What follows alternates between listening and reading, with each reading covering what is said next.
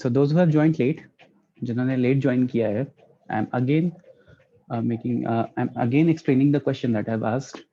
मेरे पास एक रूम है, जिस रूम में मैं बैठा हूँ या बैठी हूँ, in which I'm sitting, and obviously हम बैठे हैं तो हम फ्लोर के लेवल पे ही बैठे होंगे, like on the bed or on the table, ठीक है. And आपका रूम जो है वो क्यूबॉइड शेप में, तो क्यूबॉइड शेप में है तो the walls are of height h. Floor का the width of the room is b, breadth जो होती है रूम की वो b है, और the length of the room is l. You have a ant, जो भी आपके सामने वॉल है उसके टॉप लेफ्ट कॉर्नर पे there's an ant, and the ant has to walk across the room, ठीक है. The ant has to walk across the room to reach the point b. Point b is on the right bottom corner of the room. Now you have to find the shortest distance in which the ant can move across the room. So how will we determine this? Anyone? Let's discuss. आप unmute कर सकते हो, right? Everyone can unmute yourself.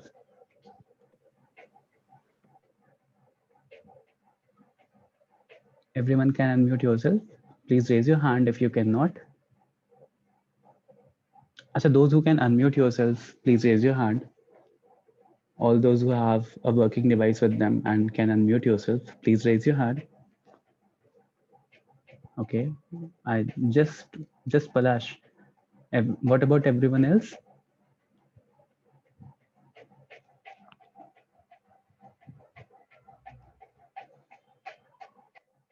Yeah, obviously, Pratham, ant cannot fly. Fly कर लेते तो बात ही अलग हो गई. फिर वो वॉल्यूम का डायगोनल निकालना है आपको, मतलब फिर क्यूबॉइड का डायगोनल निकालना है आपको. तो ants cannot fly.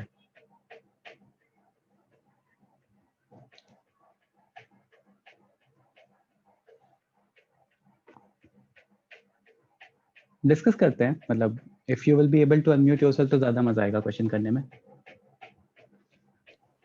Sir, I think the plane which you have drawn, HB, there it should move diagonally, and then from there on the floor it should move diagonally. Maybe that will be the shortest path. मतलब एक wall से सबसे जो भी एक wall पे है and वो वाला वॉल को पूरा एकदम डायगोनली लेफ्ट तक एकदम नीचे तक आ जाए. No, sir. No, sir. In the middle. Suppose it is on the wall. अच्छा, मिडिल तक आए. Yes, sir. तो In h/2 the middle, distance in तक the आए. yes, sir. At the midpoint of the near the by the floor, there it should. मतलब ये h/2 या यहाँ पे b/2? Yes, sir. Yes. No, yes, sir. Over there. कौन सा वाला, b/2 और h/2? Sir, anywhere. If it goes to b/2, then from b/2 to b it can go, or from h/2 to b it can go. अच्छा, मान लो मैंने dimensions दे दिए. If I am giving 10, height as 10, b as let's say 12, and l as let's say 16. अब बताओ. Now you can calculate, right? आपके उसके according. तो एक बार कैलकुलेट करो. Sharadi sir, it will move on the floor along the diagonal and then climb the height. अच्छा, floor वही सेम चीज शरादी जो Palash was saying, right? Yes, sir. तो एक बार कैलकुलेट करो. h मैंने दे दिया 10, l मैंने दे दिया let's say 16, and b is given as 12. Calculate. Let's calculate. बाकी लोग think कि ant has to move from A point to B. What will be the shortest distance? आपके टॉप मोस्ट कॉर्नर से, top left most corner से right bottom most corner तक I have to reach. तो what could be the shortest distance?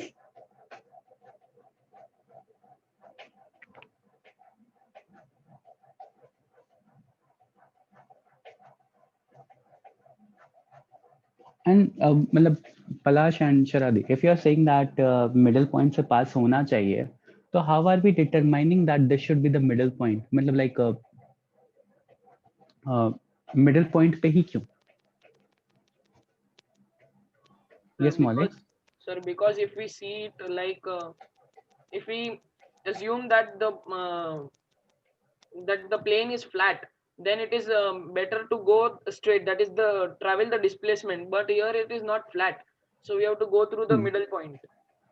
तो अगर मैं Pythagoras apply करूं तो basically you are saying that H square plus B by 2 का square, right, B square by 4 का root, ये वाला डिस्टेंस आ गया यहाँ से यहाँ तक, राइट, एंड उसके बाद वापस से b बाई 2 का स्क्वायर प्लस दिस l का स्क्वायर,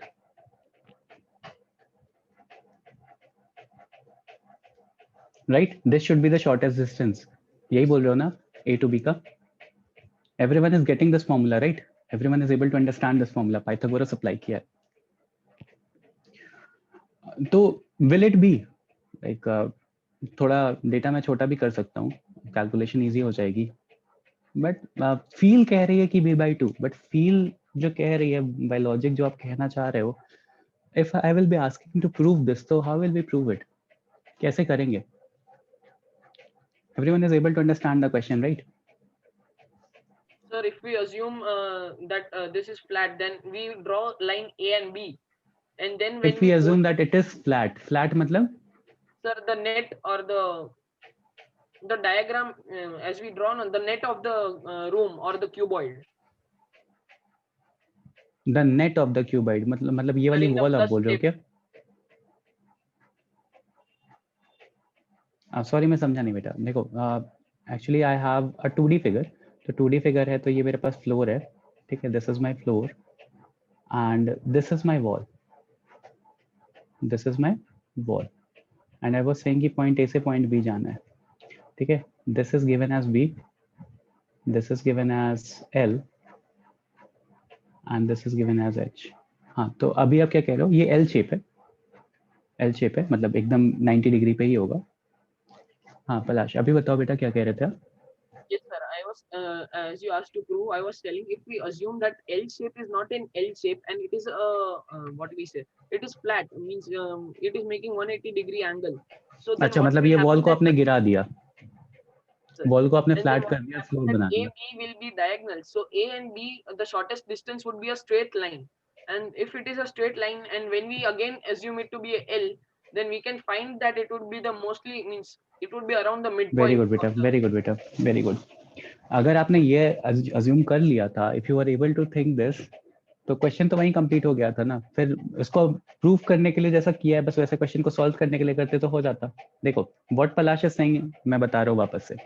मैंने जो फिगर दिया आई हैव गिवन कि मेरे पास एक फ्लोर है, ठीक है, I have a floor and I have a wall, ठीक है, एक वॉल है मेरे पास फ्लोर से अटैच, एंड दिस, तो this wall is of height h, this width is b and this is l, ठीक है, मैंने ऐसा कुछ दिया आपको. Now what Palash did was कि पलाश ने ये वाली वॉल को फ्लैट कर दिया, लाइक इसको 90 डिग्री रोटेट कर दिया. तो 90 डिग्री रोटेट करने के बाद मेरे पास बेसिकली दो फ्लोर टाइप के कुछ आ गए, यही बोल रहे थे ना पलाश आप? Yes sir. तो ये मेरे पास b विड्थ हो गया, b, ये मेरे पास l हो गया, ये मेरे पास l हो गया, एंड नाउ दिस, जिसको जो वॉल को मैंने गिराया है, this wall is of height h, right. अब अगर मुझे इस पॉइंट से इस पॉइंट पे पहुंचना है तो डायरेक्टली मैं, इररिस्पेक्टिव कि कहां पे टच करेगा, डायरेक्टली मैं, if this is with b तो this will also be b, right. तो डायरेक्टली मैं पाइथागोरस अप्लाई कर दूं क्या, हो जाएगा क्वेश्चन. एंड क्वेश्चन में पाइथागोरस अगर आप अप्लाई करोगे तो what will it be, h plus l का whole square plus b square का रूट. पाइथागोरस अप्लाई करोगे तो h प्लस l का whole square, this side plus this side का स्क्वायर, ये शॉर्टेस्ट डिस्टेंस आ गया ना, हो गया क्वेश्चन. समझ में आया सबको? What was the actual problem and what was the resolution?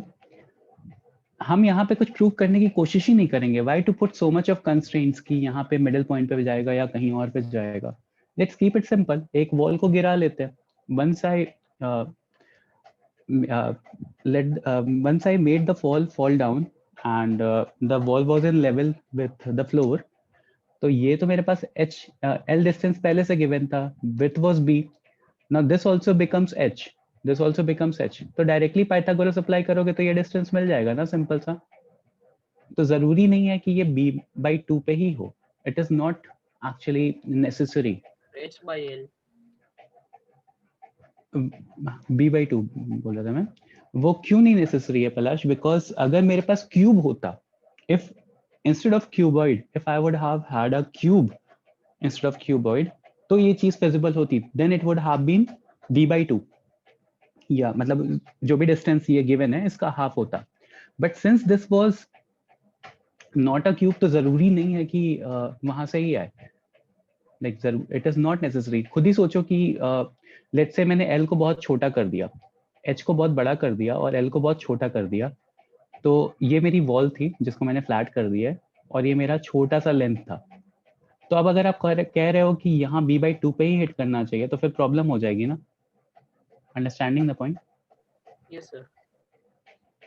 तो इसलिए हम ये चीज नहीं बोल सकते कि बीच में ही कट होना चाहिए, फिर तो वो यहाँ कहीं कट होता. राइट. वो फिगर ऐसी बनी थी कि आपको बीच में लग रहा था. You were thinking like this should be in the middle, but it is not necessary.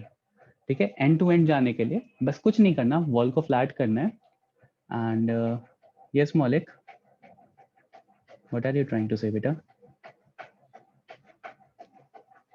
You know ना कि एनोटेशन आप जब करते हो तो लिख करके आता है कि कौन एनोटेट कर रहा है. You guys are new to this.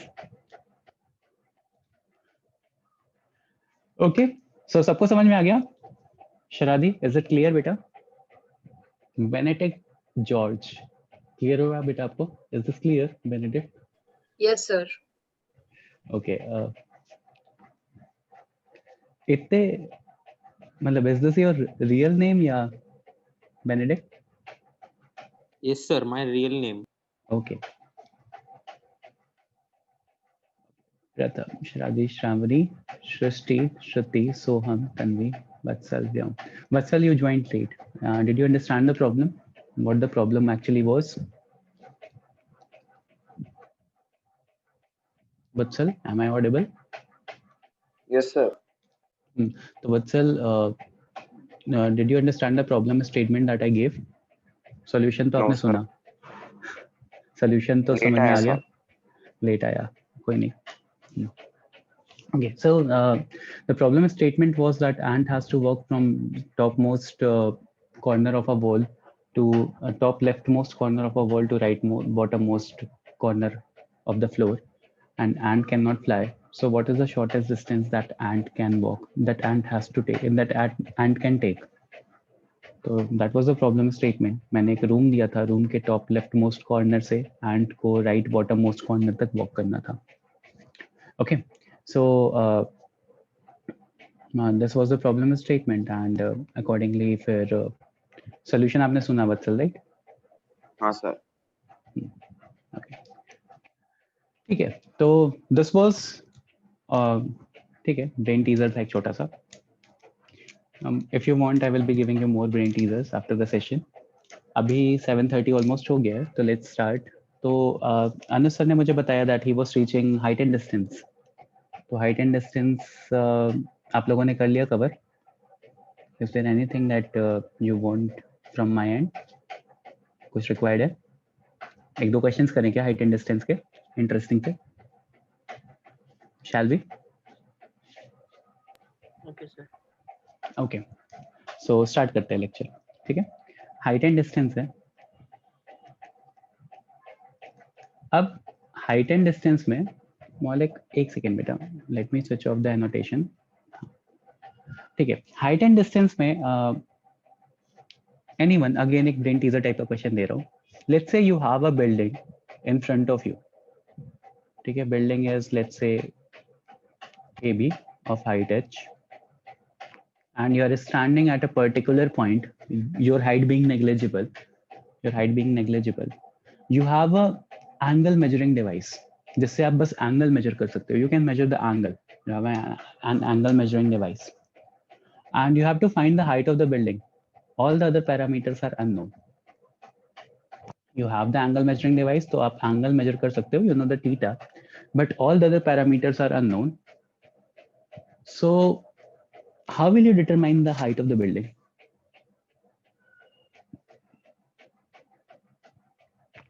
Question समझ में आया? हाइट एंड डिस्टेंस का क्वेश्चन है, अच्छा क्वेश्चन है. Like you have to determine the height of the building. You do not know your distance. You are standing right here at point C. You do not know the distance CB. Okay, you do not know, and you have to determine the height of the building. The only thing that you have is the device that can measure the angle. The device that can measure the angle. So you know the angle from the top of the building. Considering your height as negligible, how will you determine the height of the building? How will you determine the height of the building? Anyone?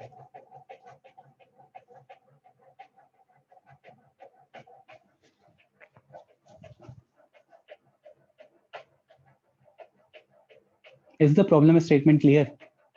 Ayush, समझ में आया बेटा क्या पूछा है? Yes, sir. Okay, तो सोचो. कई बार ऐसा हो जाता है ना कि हम चैप्टर्स पढ़ लेते हैं बट फील नहीं आता कि हम कहाँ पे इसको अप्लाई करेंगे. And there is that is the point where the interest you tend to lose interest in that chapter or in that subject. But यहाँ पे थोड़ा सा फील ले लेकर के करेंगे. We'll try and generalize the problem statement in such a way where you will be applying all those knowledge that you have learned through till class 9, till class 10th, throughout your academic life. So how will we determine the height of the building? Anyone? बस angle measuring device है हमारे पास. Sir, maybe we'll walk till the building and see how much foot or feet does it cover, and then we'll see all the angles, and then we can find in foot or feet. Right, Palash. Very good. This is very general solution and very basic सा कि like हमने if we can walk towards the building and let's say हम 100 meter walk कर रहे हैं.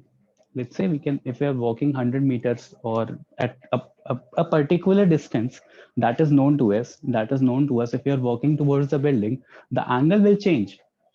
The angle will change. जैसे आप C पे खड़े थे अभी, let's say you moved till point D, the angle now becomes, let's say this is θ1, now angle becomes θ2. Now you know the distance CD. आपको ये distance CD पता है because आपने इसको walk किया है, तो you can measure this distance. You cannot measure the distance like अभी मैं moon तक पूछ लूंगा आपसे कि moon का कितना angle होगा या what will be the height from earth of moon, तो शायद आप नहीं बता पाओ. लेकिन आप जमीन पे कितना चल रहे हो, the distance that you are covering on the floor, that you can measure, right? So ये distance आपने measure किया and the angle is now changed. अगर मैं क्वेश्चन को ऐसे ही देता जैसे आपके प्रॉब्लम स्टेटमेंट्स में होता है, जैसे एक्चुअली में आपसे आरडी शर्मा या एनसीईआरटी में पूछा जाता है, तो हाइट डिटरमाइन करना बहुत इजी होता. यहाँ पे हो जाता कि 100 meters वॉक करने पे initially the angle was 30 degree and moving 100 meters towards the building the angle change into 60 degree. इस तरह का स्टेटमेंट आपने बहुत बार सुना होगा. But in reality let's say just you have the angle measuring device and you are not given anything else. Problem को थोड़ा सा मैंने चेंज किया तो वो ब्रेन टीजर बन गया. The problem became a brain teaser for us, जिसको हम डायरेक्टली नॉर्मली नहीं सोच सकते. क्वेश्चन में सारा डेटा गिवन है तो फिर क्वेश्चन करना बहुत आसान हो गया. क्वेश्चन से डेटा निकालना या क्वेश्चन से डेटा फेच करना, जो जितना छोटा क्वेश्चन होता है, जितने लेस डेटा जिसमें गिवन रहते हैं, वो उतना ही डिफिकल्ट क्वेश्चन हो जाता है. तो you are getting the feeling, right everyone? Sir, we can use the sun's position to determine the distance. You know, Very good, if we very take good beta. Sun, yes. If we बोलो take बोलो. the sun, means we take different angles. First we take 45 degree, then we know that that angle is equal to the height of the building, and then where we see 45 degrees, we keep on walking, and the place we see 45 degrees, that much distance from the building is the distance of is the height of the building. Right Palash, very good. The thing is कि shadow measure करने की बात कर रहा है पलाश. ठीक है, अगर if we know that sun is at a particular distance from the building, sun is at a particular angle from the building, then also जो shadow पड़ेगी building की, we can accordingly calculate the height of the building using that thing. क्योंकि हमें angle पता है कि sun is what angle sun is making from the building. Right पलाश, यही बोल रहे थे ना बेटा? Yes sir. यही बोल रहे थे ना? Yes sir. So we got two methods here. अगर हम बिल्डिंग की तरफ थोड़ा सा वर्क कर लें, then also we know the distance and accordingly we can find out the angle. And जब मुझे दोनों एंगल्स मिल जाएगा, बीच की एक डिस्टेंस गिवन है, तो I can accordingly calculate the height of the building. या तो फिर if we can measure the shadow sir कि लाइक, हाँ बेटा। सॉरी सर, अभी कोई तो इमरजेंसी की वजह से मुझे एग्जिट करना पड़ा मीटिंग, बट अभी Okay, क्या okay. हो रहा है ये question?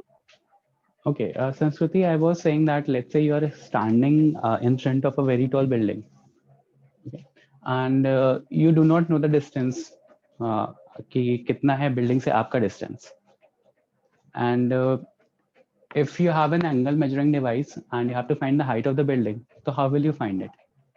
You do not know the distance of yourself from the building. You just have an angle measuring device, तो आपको height of building निकालनी है। तो that was a problem statement, but Palash already gave the answer. दो answers दिए, तो मैं वो दोनों आंसर्स डिस्कस कर रहा था। वन इज कि if you do not know the angle, but अगर मैं बिल्डिंग की तरफ थोड़ा सा वॉक करूं या बिल्डिंग से अवे थोड़ा सा वॉक करूं, तो angle will change. And if we are able to determine कि हम कितना वॉक कर रहे हैं, let's say if I am placing 1 foot after the other and I am making 1 meter distance for each foot, तो मैं अगर 100 स्टेप्स वॉक करूंगा तो the distance that I will be covering will be 100 meter. तो अगर मुझे पता चल गया कि 100 मीटर वॉक करने पे अब द एंगल हैज चेंज्ड, तो अकॉर्डिंगली मैं कैलकुलेट कर सकता हूँ, जैसा कि आपकी नॉर्मल आरडी शर्मा और एनसीईआरटी में गिवन भी होता है डेटा, राइट? कि अगर एक पर्टिकुलर पॉइंट से 30 डिग्री एंगल बन रहा था, 100 meter towards the building walk किया तो 60 डिग्री बन गया, height of the building determine करो। अब ये क्वेश्चन बहुत ईजी हो गया ना, this question now became very easy, कुछ करना ही नहीं है इस क्वेश्चन में। नेक्स्ट, दूसरा जो रेजोल्यूशन था दैट वाज कि अगर मैं सन का एंगल निकाल लूं बिल्डिंग से, that the position of sun, what angle is making it with the building, and accordingly मैं शैडो कैलकुलेट करूं, शैडो का बिल्डिंग की जो शैडो बन रही है वो कैलकुलेट करूं, then also I can determine the height of the building. तो ये इस तरह के क्वेश्चंस आपने नॉर्मली, कि अगर शैडो बढ़ रही है तो व्हाट विल बी द, मतलब हाइट ऑफ शैडो, इस तरह के क्वेश्चंस आप लोगों ने नॉर्मली पढ़ रखे हैं, बट उसको एप्लीकेशन कहाँ पे आता है ये हमें नहीं समझ में आता। And once we start to understand the application part, जब हमने एक बार एप्लीकेशन पार्ट अंडरस्टैंड करना या समझना शुरू कर दिया, देन वो चैप्टर का जो फील आता है, या जो एक्चुअली में ब्रेन जब वर्क करना स्टार्ट करता है, जब ब्रेन टीजर्स पूछे जाते हैं, तो वहां पे उस चैप्टर का एक्चुअल फन है, एक्चुअल मजा है, ठीक है? तो considering this in mind, let's move on to another question. ये क्वेश्चन सब लोग कर लोगे अभी? हाँ बेटा। सर हाँ इसके पहले जो आंट वाला क्वेश्चन किया उसका आंसर क्या था? उसका आंसर वाज बेटा कि मैंने ये जो वॉल है ना, इस वॉल को लेट्स से मैंने फ्लोर बना दिया, गिरा दिया वॉल को, ठीक है? तो फ्लोर बनाने के बाद I am getting like this, right? अब यहाँ पे पाइथागोरस डायरेक्टली अप्लाई कर सकते हैं। ए से बी का डिस्टेंस h प्लस एल का होल स्क्वायर अपॉन बी का स्क्वायर। हाँ सर। ठीक है, और मिडिल क्यों नहीं होगा उसका रीजन देखो। लेट्स से मेरे पास जो लेंथ था वो इतना छोटा सा गिवन था, तो अगर मैं बोलता कि मिडिल से जाएगा तो प्रॉब्लम होती ना एंड को, जैसे बहुत बार आप लोग बोल रहे थे ना कि मिडिल से जाएगा, तो मिडिल से क्यों नहीं जाएगा वो रीजन समझाने के लिए let's make the L very short, मतलब लेंथ को बहुत शॉर्ट कर दिया। तो यू कैन सी कि अगर मैं मान लो ये जो विड्थ है मेरा बी, अगर इसके मिडिल से निकालूंगा मैं तो डिस्टेंस थोड़ा अब्रप्ट सा लग रहा है, राइट? Yes sir. तो दैट इज व्हाई मिडिल वाला वैल्यू नहीं होगा। अगर क्यूब होता मेरे पास instead of cuboid, if all the three sides would have been equal, L is equals to B is equals to H, तब मैं कह सकता था कि हाँ मिडिल से जाएगा, एल्स मिडिल से नहीं जाएगा। Okay okay sir. Okay, so let's start. What is the question? Pratham, Benedict tan theta is equals to b by ab by, बेटा ab नहीं पता आपको, bc भी आपको नहीं पता था उस सिचुएशन में, तो tan थीटा निकाल करके दो अननोन है, एक इक्वेशन से नहीं कर पाते बेनेडिक्ट, राइट? Clear है Benedict? Is this clear? Yes, sir. Okay. प्रथम आपको क्वेश्चन समझ में आ गया था? What was the question? Yes, Abhijit, you were trying to say something. Abhijit, there is an instruction ki put your branch name after your name. So please mention your branch name after your name. एक बार, everyone, please edit your name and write your branch name along with your name. Everyone is requested to do so, please. Okay. एक और question पूछते हैं. अच्छा, ये question अभी calculate कर लोगे एवरीवन, राइट? अगर इनिशियली 30 डिग्री था, now the angle has become 60 degree after walking 100 meter towards the floor, तो what will be the height of building? तो एक बार कैलकुलेट करके कोई मुझे बताएगा आंसर क्या आ रहा है? कैलकुलेट करो and let me know the answer.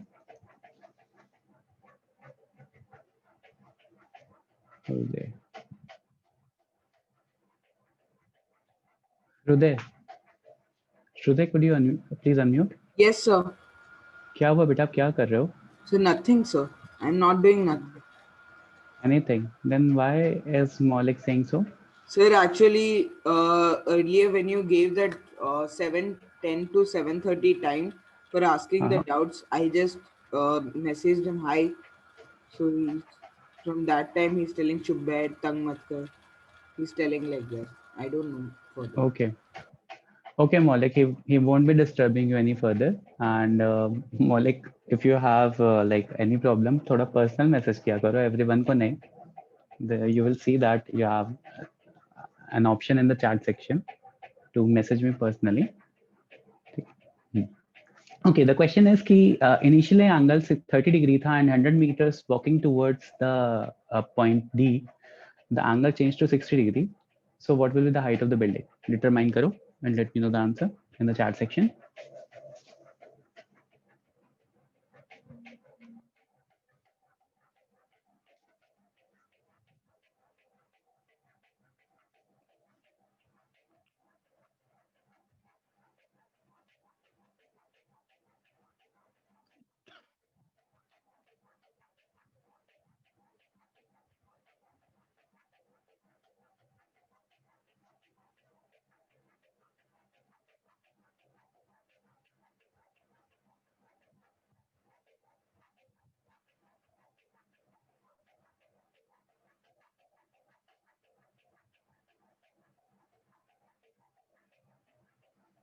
Height and distance के क्वेश्चंस में ना सबसे इम्पोर्टेंट चीज जो होती है, हाँ पलाश बताओ. Height is Sir, height is 50√3. 50√3 आ रहा है. √3 की वैल्यू सब्स्टिट्यूट करके मल्टीप्लाई कर सकते हैं क्या?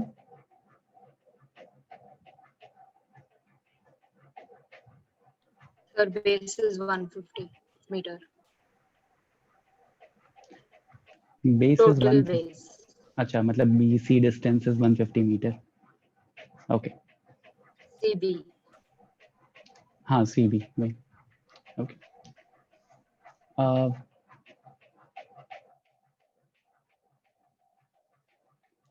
Maulik, is there any problem? Maulik?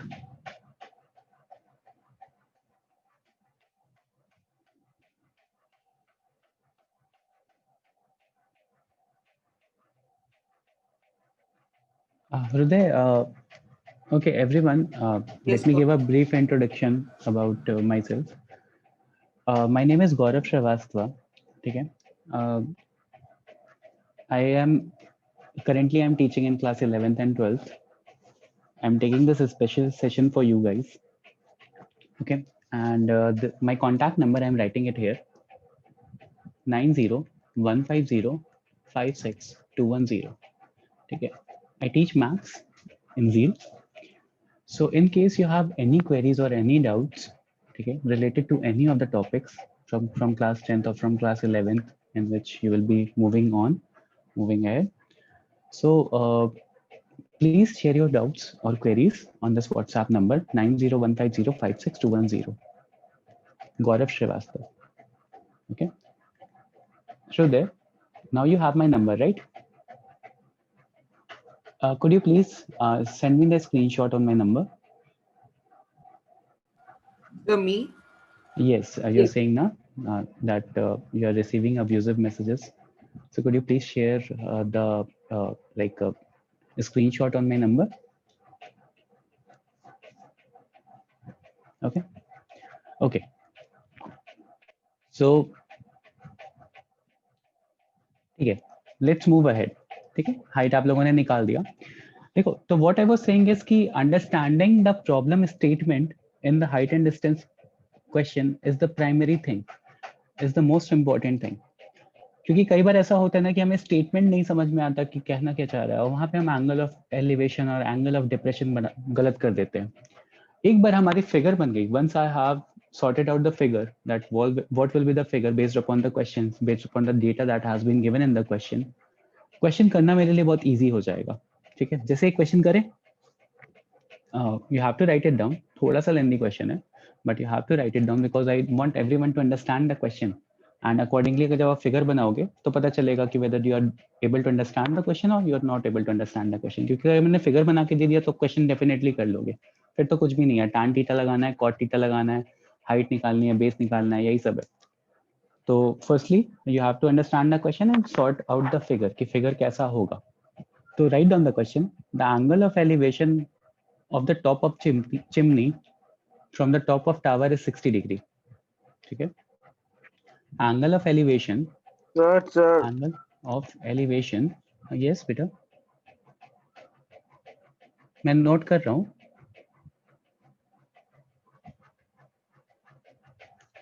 angle of elevation of the top of a chimney, of top of chimney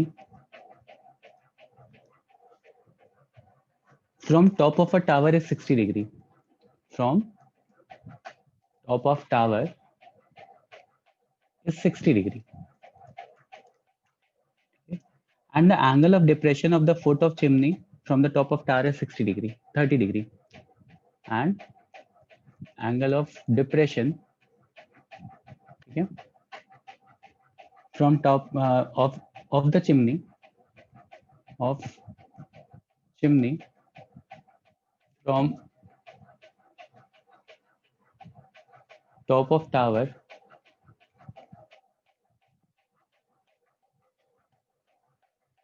angle of elevation of foot of chimney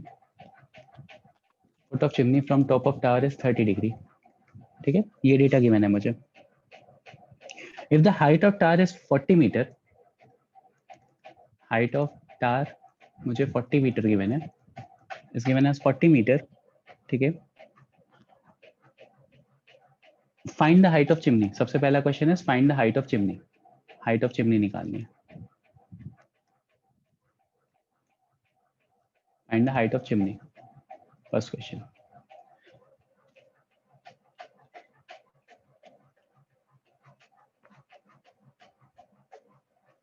तो पहले ये निकालो, फिर उसके बाद सेकंड पार्ट क्वेश्चन का पूछता हूँ मैं. Angle of elevation of the top of chimney from the top of tower is 60 degree and angle of depression of foot of chimney from top of tower is 30 degree. Is 30 degree. Height of tower is given as 40 meter. So find the height of chimney. Find the height of chimney.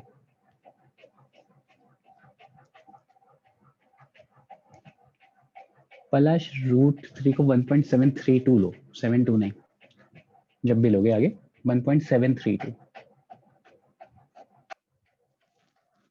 Okay, sir. And √2 will be 1.414. पूरा 3 digit तक लेना. ठीक है, next time sir.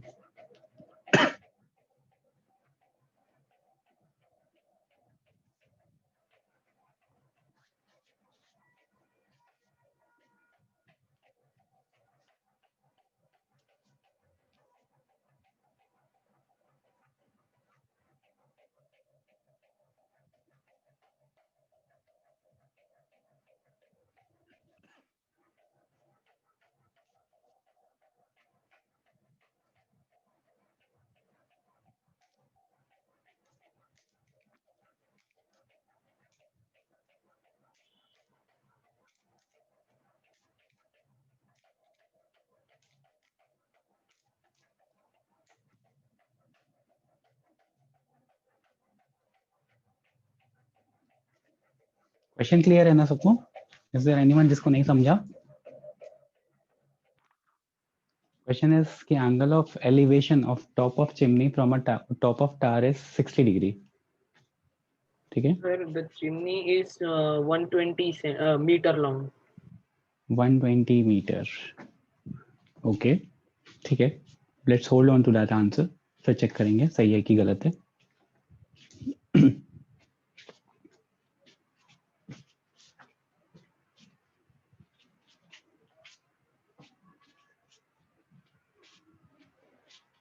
वत्सल ये आपने answer दिया था ना, राइट? अभी बोल के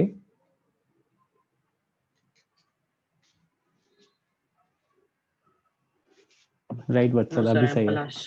अच्छा पलाश आपने दिया था. पलाश गलत है बेटा आंसर. वत्सल आपका गलत था, आपने सही कर दिया. हृदय गलत है. See that is what happens. Right Srishti, very good. Right व्योम, अभी सही है हृदय. पहली बार में अगर गलत निकाल रहे हो तो ये मान के चलो कि शायद ही आपको टाइम मिलेगा वापस इसको रेक्टिफाई करने का, क्योंकि वो वैल्यू ऐसी आ रही है 120 मीटर कि वो लग रहा है कि हाँ सही आंसर होगा, तो हम ध्यान नहीं देंगे शायद दोबारा से. But the actual answer is different, right? तो this is what I was saying कि अगर हमें क्वेश्चन समझ में भी आ जाता है तो थोड़ी सी गलती भी अगर करेंगे तो we are losing few marks, और यही रीजन होते हैं कि थोड़ा सा इधर उधर गलत हो जाता है. Yes, obviously, Radhya Shetty, I will be solving the answer. मतलब I will be giving you the solution for this. ठीक है? Right, प्रथम. Okay, देखो क्वेश्चन क्या कह रहा है. पहले फिगर बनाते हैं. सबसे पहला thing is to draw the figure. Shall है या कभी कोई ट्राई कर रहा है? ओके. सो देखो, the right answer is 160 meter. Right answer is 160 meter. Please verify. क्या मुझे बोला है कि angle of elevation from the top of the top of chimney from top of tower is. तो मान लो मेरे पास कोई एक टावर था, ठीक है, ए बी. यहां से top of chimney, I had a chimney, ठीक है, लेट्स से सी डी. तो angle of elevation was 60 degree. Similarly angle of depression from the chimney, तो angle of depression from the chimney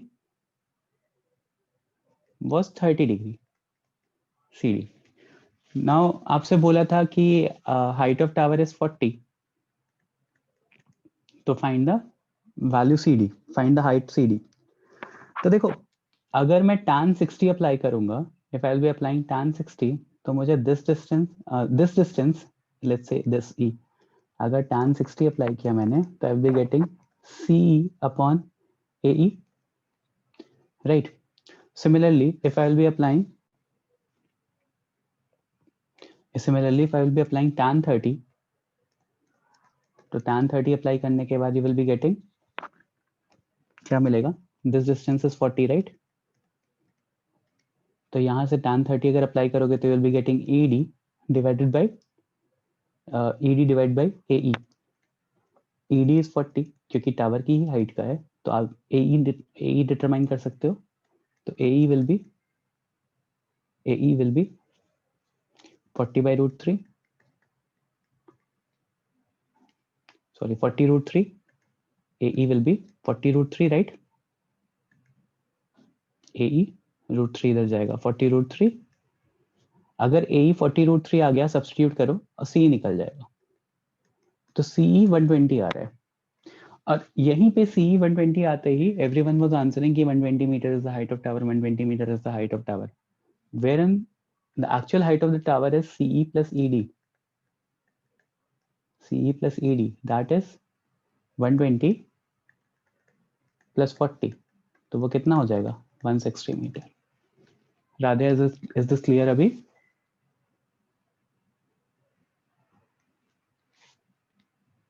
मौलिक सही समझ में आ गया?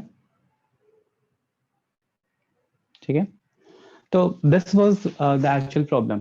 तो यहीं पे प्रॉब्लम थोड़ी सी ये होती है ना कि हम C is equals to 120 metre लिख देते हैं, एंड बस वहीं पे मतलब हमने आंसर लिख दिया, फिर वेरीफाई भी करते वक्त ना वो दिमाग नहीं जाता, क्योंकि हमने कुछ कैलकुलेशन या कुछ मिस्टेक तो किया नहीं है। फिर सोचते हैं कि हाँ कैलकुलेशन तो सारी, मतलब कैलकुलेशन मिस्टेक ही बेसिकली आप चेक करते हो ना जब आप पेपर रिवाइज कर रहे होते हो आखिरी के 10 मिनट्स में, 15 मिनट्स में। तो आपने कोई कैलकुलेशन मिस्टेक नहीं की है। 120 मीटर ऐसा फिजिबल आंसर भी लग रहा था, सही था। अब देखो इसी क्वेश्चन में there was a second part, and the second part of the question was, please listen carefully, do not write it. The second part of the question was कि according to pollution control norms होगा, the minimum height of a smoke emitting chimney should be 100 meter. तो pollution control board ने हमें कुछ norms दिए कि chimney की height should be minimum 100 meter, क्योंकि उससे कम रहेगा तो 100 मीटर इज एक्चुअली एक ऐसी हाइट होती है कि जिसके ऊपर नॉर्मली बिल्डिंग्स नहीं एग्जिस्ट करती हैं। एंड स्मोक क्या होता है हमारा, थोड़ा सा लाइट होता है, तो लाइट होने की वजह से प्लस उसमें से गैसेस निकल रही होती है बहुत सारी, डस्ट पार्टिकल्स भी होते हैं माइन्यूट से, तो स्मोक ऊपर का ऊपर ही निकल जाता है।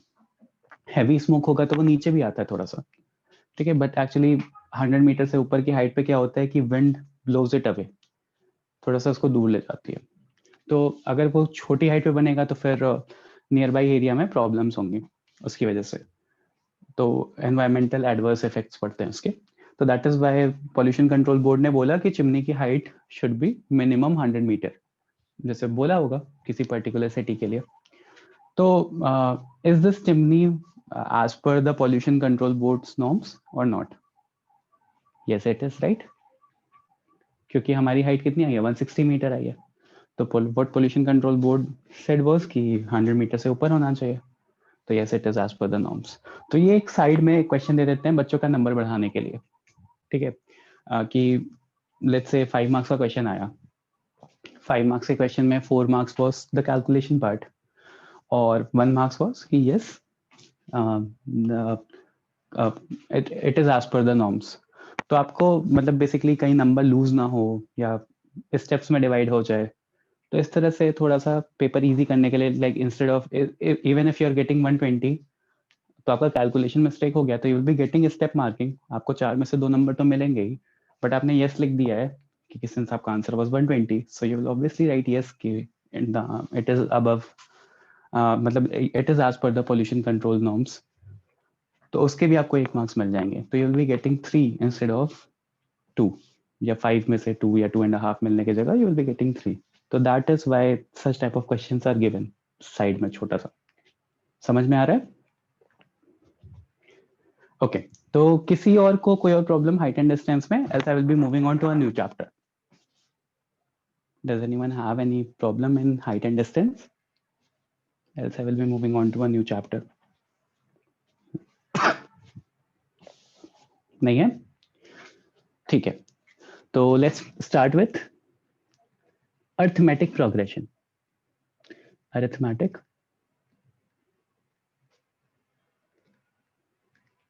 प्रोग्रेशन इस चैप्टर में you guys have already studied this chapter, right? तो इस चैप्टर में आप लोगों ने 2-3 वर्ड सुने होंगे, one is progression, another one is sequence and one is series. Has everyone heard these words? Progression, sequence, series, सुना है पलाश? Yes, sir. Have you heard these words? Right. Benedict, did you hear the words progression, sequence, series? Have you read the word progression? Yes. So ever wondered that what is the difference between progression, sequence, and series? Like why are we using if everything has same meaning, so why are we giving it so many names? कुछ तो difference होगा ना? So basically, what is the difference between a sequence, a progression, and a series? Anyone? What is sequence? What is sequence?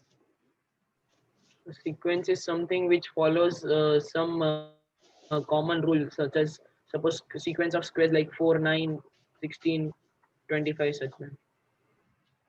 Sequence of squares.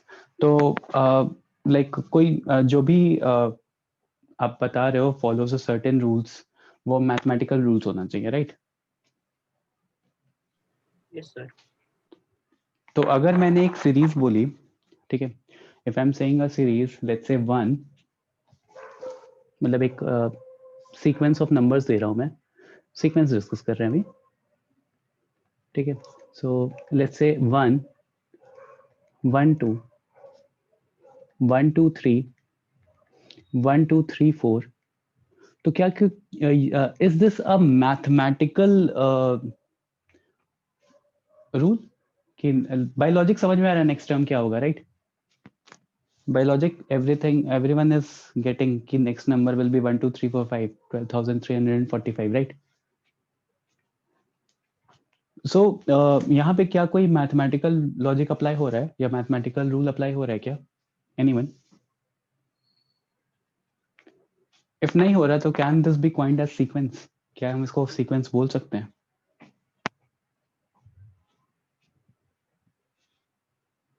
करो, answer सही होगा गलत होगा क्या होगा डिस्कस करेंगे, नहीं करने पे तो बिल्कुल भी नहीं पता चलेगा ना। सीक्वेंस बोल सकते हैं इसको, सॉरी 1 12 123 1 2 3 4, नेक्स्ट टर्म पता चल रहा है आपको? Like what will be the next term? Everyone is understanding? 1 2 3 4 5 will be the next term, right? तो अगर समझ में आ रहा है तो हम बोल सकते हैं क्या कि ये सीक्वेंस होगा या नहीं होगा? Okay, this will be a sequence. This will be a sequence. List of numbers, set of or list of numbers arranged according to a specific rule or pattern. ठीक है, पलाश आपने यही चीज मिस की, रूल और पैटर्न। अगर pattern भी दिख रहा है ना, then also it is a sequence. जरूरी नहीं है कि मैथमेटिकल रूल हो, बाय लॉजिक भी अगर आपको चीजें दिख रही हैं या pattern, if you are able to recognise the pattern, then also it is a sequence. So sequence is list of numbers or set of list of numbers arranged according to a specific rule or a pattern. Now, which brings me to my second question. That नहीं, second question नहीं. क्या हम इसको भी sequence बोल सकते हैं?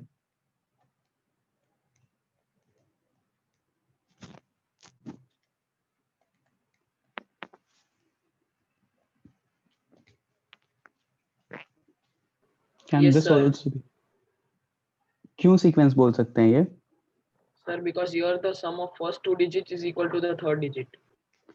Right, and the sum of the last two digits is the next digit. Right.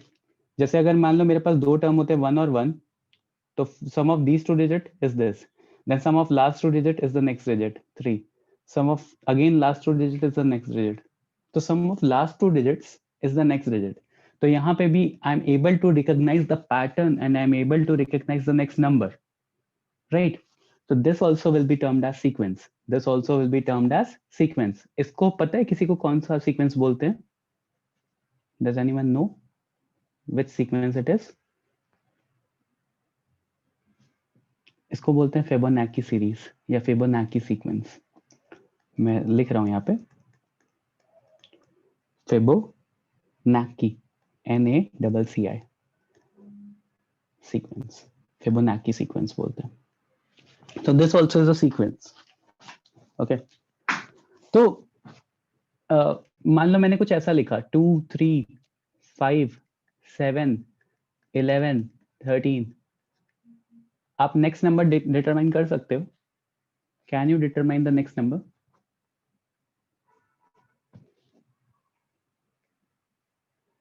Two, 3, 5, 7, 11, 13, right? Everyone can determine that this number will be 17.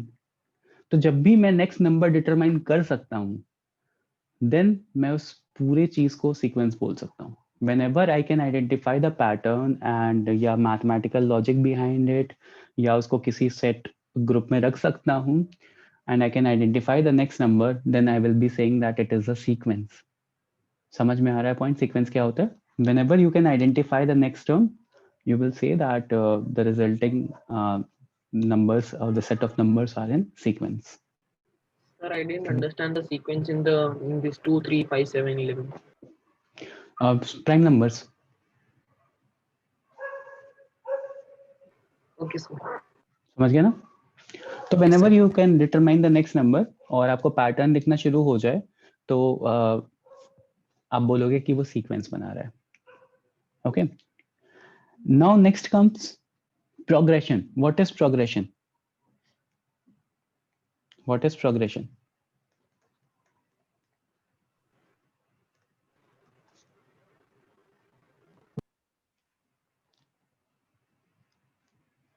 Anyone? Sir, a continuous order. A continuous order.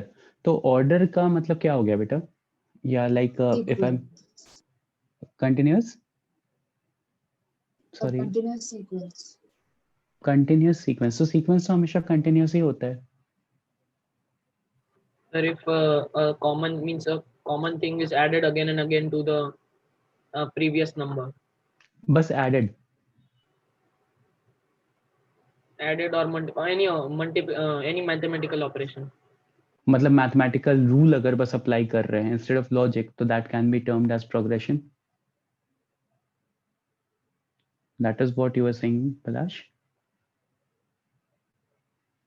Yes, sir, maybe. नहीं मे भी नहीं सही है. देखो sequence में क्या होता है राइट व्योम बताओ बताओ.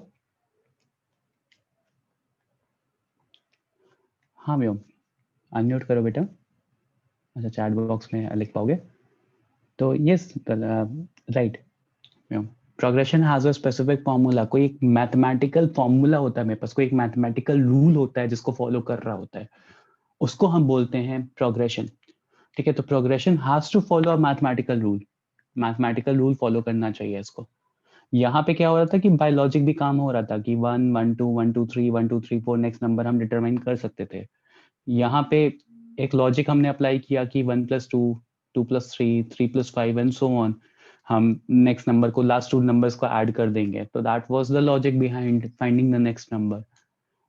यहाँ पे कोई मैथमेटिकल चीजें नहीं हो रही थी. Still that was a sequence क्योंकि हम नेक्स्ट नंबर डिटरमाइन कर पा रहे थे. तो प्रोग्रेशन इज अ सब part of sequence. Progression is the sub part of sequence. लेकिन प्रोग्रेशन में क्या होता है कि कोई मैथमेटिकल फॉर्मूला फॉलो हो रहा होता है. कोई मैथमेटिकल रूल फॉलो हो रहा होता है. मैथमेटिकल रूल फॉलो हो रहा होता है. जैसे फॉर एग्जांपल 3 5 7 9. तो the rule is to add +2 always. To add +2 एक मैथमेटिकल रूल बना दिया मैंने. ठीक है. अगर मैंने बोला 2 4 8 16 32 तो the mathematical rule is to multiply +2. To multiply with 2. तो ये वाला जो होता है जहां पे हम कोई चीज ऐड या सब्सट्रैक्ट कर रहे होते हैं या जहां पे हम कोई चीज ऐड या सब्सट्रैक्ट कर रहे होते हैं इस टाइप के ऐड और सब्सट्रैक्ट वाले टाइप में हम इसको बोलते हैं अरिथमेटिक प्रोग्रेशन. अरिथमेटिक प्रोग्रेशन जो हमारा चैप्टर है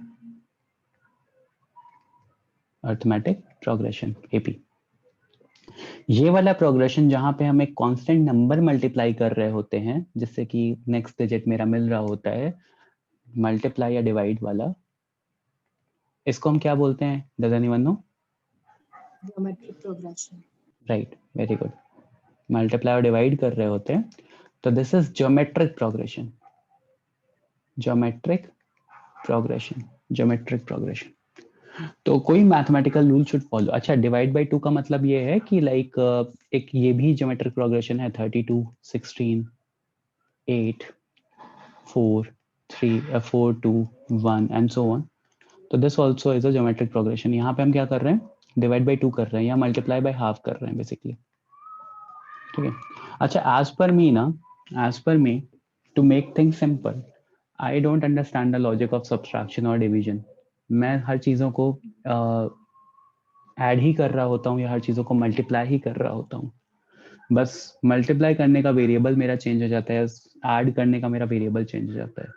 like if you are saying that मतलब सोचने का तरीका मेरा ये है कि 9 7 5 और 3 है तो आई एम एडिंग -2 हियर.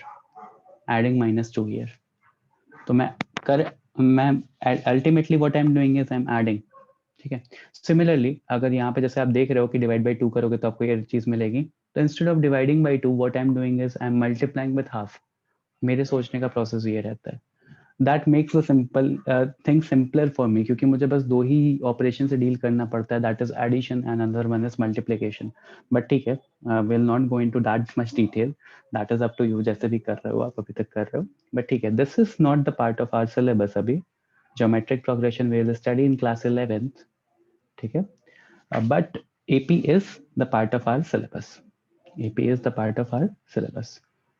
तो मूव करें AP पे, ठीक है। सबको प्रोग्रेशन समझ में आ गया, सबको सीक्वेंस समझ में आ गया। अच्छा, व्हाट इज सीरीज? सीरीज बचा है अभी हमारे पास। What is series? Anyone?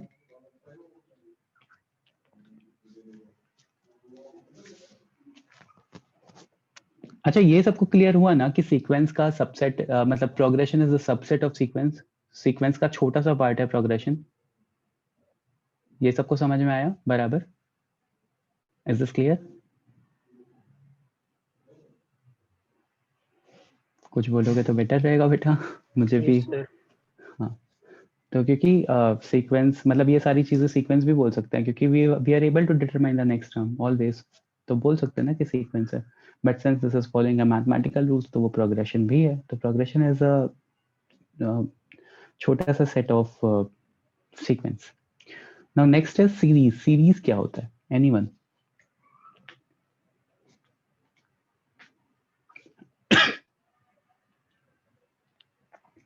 Series is the sum of sequence up to a certain number of terms. Sum of sequence, किसी भी sequence का sum up to a certain number of terms. जैसे मान लो मैंने बोला कि find the sum of first 5 terms of the sequence, या find the sum of the first 5 terms of progression. Progression is also sequence. तो basically तो उसको हम बोलेंगे कि सीरीज का सम है, या सम ऑफ सीरीज है, सीरीज बोलते हैं उसको। लाइक सीक्वेंस में किसी भी n चीजों का अगर आपको सम निकालना है, तो that can B coined as series. That is coined as series. ठीक। Now coming back, जैसे मान लो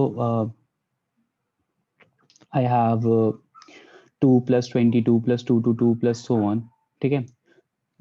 एक सीरीज है मेरे पास 2 plus 22 plus 2 to 2 plus so on, ठीक है। अगर मैंने बोला कि find the sum of this particular series, अभी आप नहीं निकाल पाओगे, नेक्स्ट ईयर पढ़ेंगे ऐसा, मतलब 11th में। बट मतलब series is basically sum of up to n numbers. जैसे मान लो मैंने बोला कि 1 + 1 + 2 + 3 + 5 + 8 + so on up let's say sum of up till 10 numbers. तो इस तरह की चीज़ों को हम बोलते हैं कि सीरीज हो गया, ठीक है। जब बीच में प्लस साइन डाल देते हैं किसी भी सीक्वेंस में up till certain length, up till a certain number, तब हम उसको बोलते हैं कि वो क्या हो गया? सीरीज हो गया। Then we add the plus sign in between sequence. Okay, तो ये था मेरा, ठीक है। This was my brief introduction कि सीक्वेंस, सीरीज और प्रोग्रेशन होता क्या है, एंड हमें किससे डील करना है? हमें अरिथमेटिक प्रोग्रेशन से डील करना है। We have to deal with arithmetic progression. तो अरिथमेटिक प्रोग्रेशन क्या है, ठीक है। तो अरिथमेटिक प्रोग्रेशन इज कि एपी बेसिकली, एपी इज जब मैं किसी कांस्टेंट नंबर से मल्टीप्लाई या किसी कांस्टेंट नंबर से ऐड या सब्सट्रैक्ट कर रहा हूँ। तो लेट्स से अगर मैंने एक कॉमन नंबर लिया a, एक स्टार्टिंग नंबर लिया a इज अ वेरिएबल, उसको कोई वैल्यू असाइन करेंगे अभी। तो अगर मैं हर बार एक कांस्टेंट नंबर ऐड कर रहा हूँ उसके साथ, लेट्स से d, तो the resulting sequence will form an AP. The resulting sequence will form an AP. हर बार मैं एक D ऐड कर रहा हूँ। पहला टर्म A था, उसमें मैंने D ऐड किया, फिर सेकेंड टर्म में मैंने D ऐड किया, फिर थर्ड टर्म में मैंने D ऐड किया, फोर्थ टर्म में मैंने D ऐड किया, एंड सो ऑन। तो दिस सीक्वेंस इज AP, ठीक है। बहुत बेसिक सी चीजें हैं, ठीक है। थोड़ा रिपीटेटिव लगेगा बट ठीक है, एवरीवन नोज इट। यहाँ पे A is the first term and D is the common, क्या बोलते हैं D को? Common Difference. डिफरेंस, ठीक है। Common difference. कॉमन डिफरेंस क्यों? क्योंकि second term minus first term करूंगा तो the difference will be constant. Third term minus second करूंगा, डिफरेंस विल बी कांस्टेंट। अगर इन दोनों को सब्सट्रैक्ट करोगे तो डी मिलेगा, इसको सब्सट्रैक्ट करोगे तो डी मिलेगा। तो common difference, difference is common, ठीक है। अगर मान लो मुझे कोई भी nth टर्म निकालना है, if I have to find any nth term, तो व्हाट विल इट बी?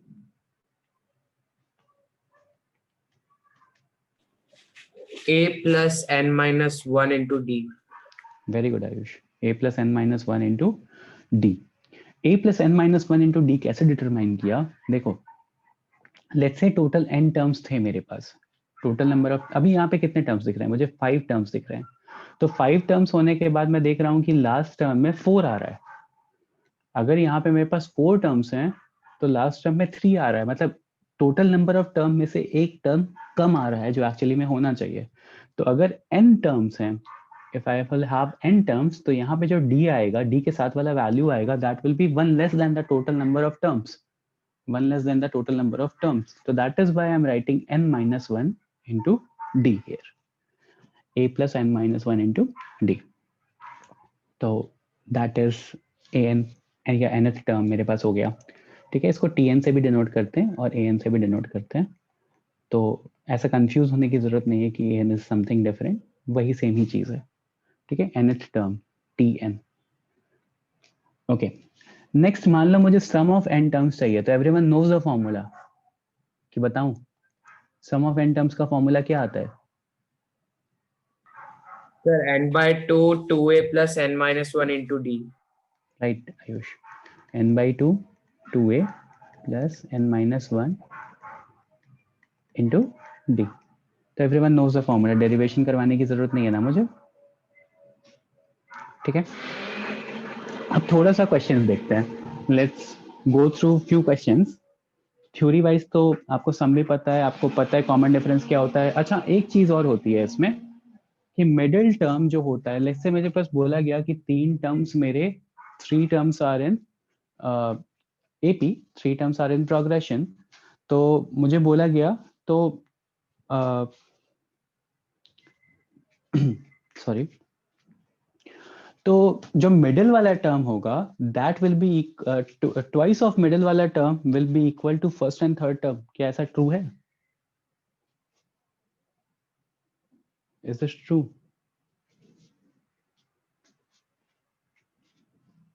जैसे देखो मेरे पास वो पहले 3 टर्म क्या है, a plus d, a plus 2d। So if मैं मिडिल वाले टर्म का ट्वाइस करूंगा, will that be equal to first and third term, first and third term का sum? Yes, sir. Yes, sir. कोई भी और टर्म उठाते हैं, a plus 2d, a plus 3d, a plus 4d, ठीक है। Let's pick these 3 terms. तो a plus 2d, a plus 3d, a plus 4d, तो a प्लस 2d और a प्लस 4d को ऐड करो, क्या मिल जाएगा? 2a plus 6d, right. 2a plus 6d, और मिडिल वाला टर्म a प्लस 3d का ट्वाइस करो तो भी 2a प्लस 6d मिल रहा है, राइट। तो अगर मुझे बोला कि if a, b and c are in AP, if a, b and c are in AP, तो हमेशा क्या होगा? Always twice of middle वाला term is equals to first and third term। या मुझे बोला कि find, मान लो मुझे a और c given है and find the middle term निकालना है। लेट्स से उसको मैंने अननोन टर्म है तो x से डिनोट कर दिया, ठीक है। Find the middle term such that the resulting sequence is in AP। तो कैसे डिटरमाइन कर सकते हैं? क्या मैं x को ऐसा लिख सकता हूँ, a plus c by 2 by this logic? Yes, sir.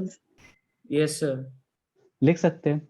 तो if I am writing by this logic x is equal to a plus c by 2, तो मुझे मिडिल वाला टर्म मिल जाएगा and the resulting sequence will be in AP, क्योंकि अगर मुझे x की वैल्यू मिल गई तो ट्वाइस ऑफ x विल बी a प्लस c। जो AP का लॉजिक है वो अप्लाई हो रहा है, राइट, हो रहा है ना।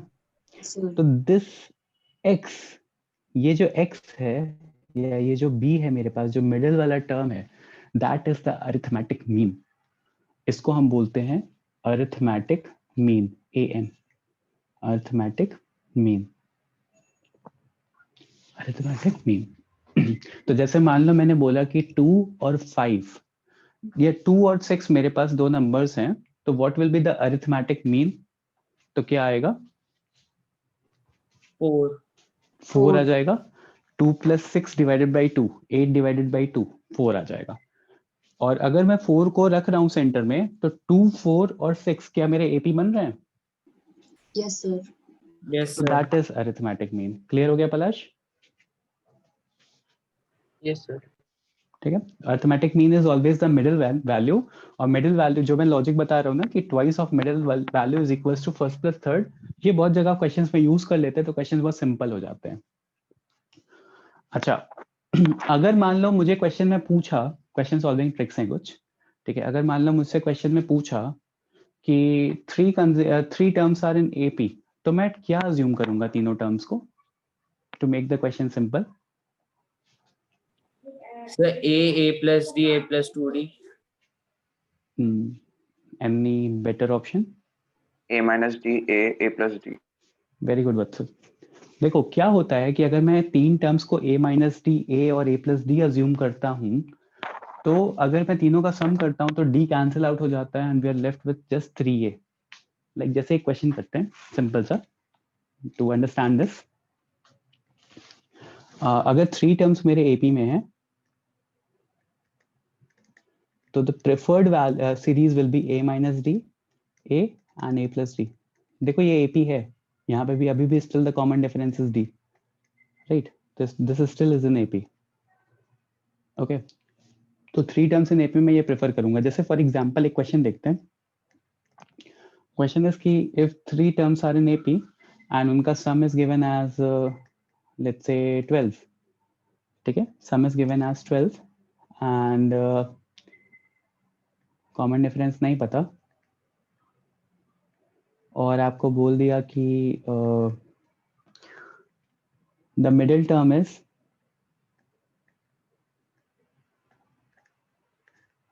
let's say 6, middle term is 6, तो वो find the other terms, ऐसा कोई क्वेश्चन दे दिया, ठीक है। तो अगर मैंने a plus d, a plus 2d लिया, ठीक है, और मुझे a plus d is equal to 6 given था, तो देखो क्वेश्चन सॉल्व तो हो जाएगा, नो डाउट क्वेश्चन ऐसा नहीं है कि नहीं सॉल्व होगा, but I will be left here with, अगर सबका सम लेते हो तो दैट इज 12, तो you will be left with 3a plus 3d is equals to 12। चलो ये क्वेश्चन थोड़ा ज़्यादा सिंपल हो गया था बिकॉज यहाँ पे 3 कॉमन आ जा रहा है, तो a plus d is equals to 12 और a plus d की वैल्यू 6 गिवन है, ये नहीं, और a plus d is equals to कुछ और देना चाहिए मुझे, क्या हुआ, 3a plus 3d is equals to sum of 3 terms is given as 12, middle term है 6, तो middle term a plus d की वैल्यू आपको 6 गिवन है। क्या हुआ इस क्वेश्चन में?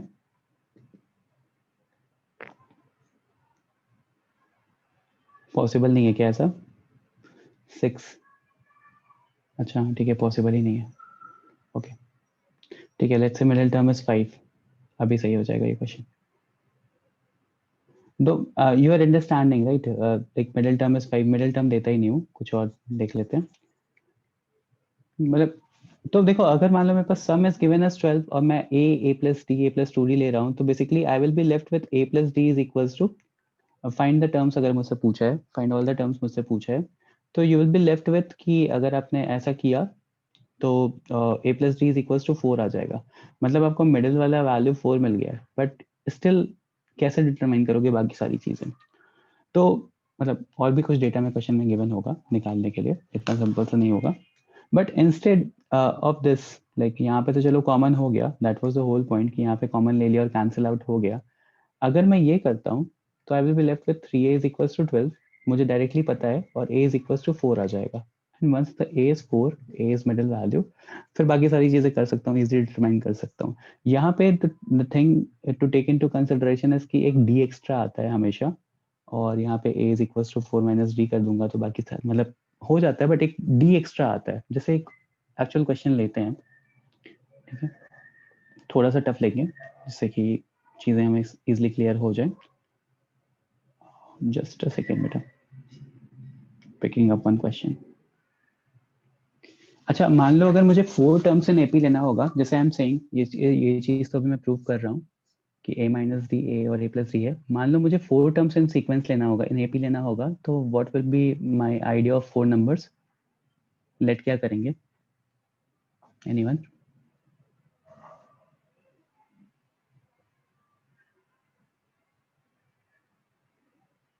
What will you assume the 4 numbers to be?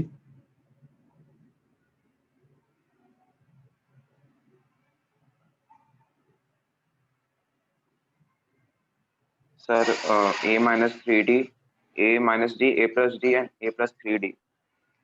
Right, सबको समझ में आ रहा है क्यों ऐसा करेंगे? सर एक बार रिपीट करेंगे क्या लेंगे? अगर मेरे पास 4 टर्म्स इन एपी होंगे, 4 टर्म्स इन एपी होंगे, तो instead of a plus d, a plus 2d, a plus 3d, I will be taking a minus 3d, a minus d, a plus d, and a plus 2d. Why will it be so? I'm sorry, a plus 3d. Why will it be so? क्यों ऐसा करेंगे? Anyone? To cancel out. Right, सारी चीजें वापस से cancel out हो जाएंगी, आप चारों को ऐड। अच्छा, यहाँ पे कॉमन डिफरेंस कितना आ रहा है? What is the common difference?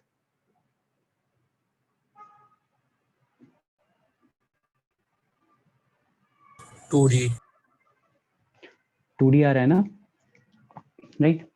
तो दैट वाज द पॉइंट कि लाइक यहाँ पे अगर आपको चारों का सम दिया रहेगा तो आपको डायरेक्टली a मिल जाएगा। 4a इज इक्वल्स टू, जब आप चारों का ऐड करोगे तो 3d कैंसिल आउट हो जाएगा, dd कैंसिल आउट हो जाएगा, तो 4a is equals to something मिल जाएगा। फिर क्वेश्चन आपके लिए बहुत ईजी हो जाएगा।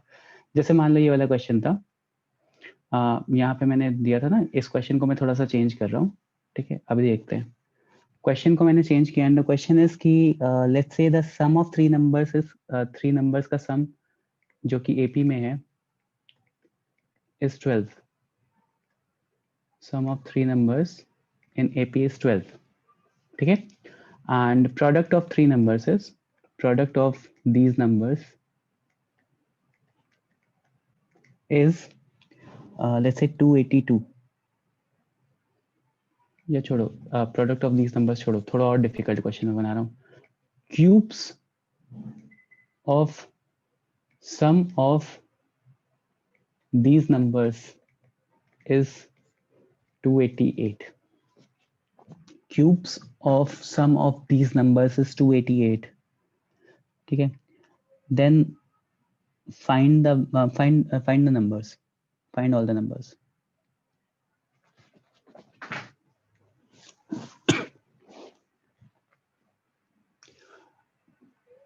तो देखो एवरीवन, ये क्वेश्चन मैं सॉल्व करूंगा, अब मैं रीजन भी बताऊंगा कि क्यों मैंने कैसे किया है। तो देखो बाय लॉजिक अभी मैंने आप लोगों को बता दिया कि a माइनस डी ए और a प्लस डी अगर मैं लूंगा तो क्वेश्चन ज्यादा इजी हो जाता है। क्यों इजी हो जाता है? देखो 3a is equals to d और माइनस डी कैंसिल आउट हो जाएगा, 12, a इज इक्वल्स टू 4 आ गया, तो मेरा मिडिल टर्म 4 आ गया। वो वहां पे भी आ रहा था, वो यहाँ पे भी आ रहा था, a plus d is equals to 4 आ रहा था। Instead of a as 4 I was getting a plus d as 4।